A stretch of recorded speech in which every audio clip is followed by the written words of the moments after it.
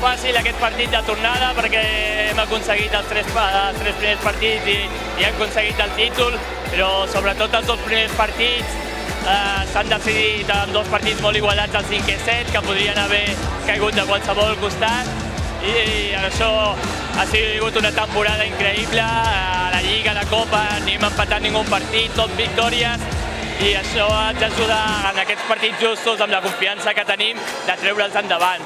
I això ha sigut la clau a l'anada de la tornada per emportar-nos el títol.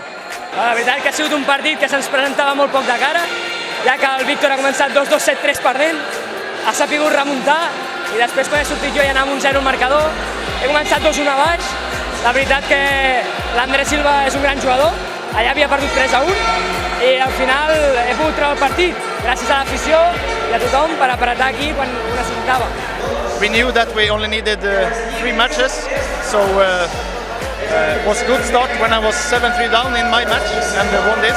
And then Johan did a great job in his second match, and Marek finished the job.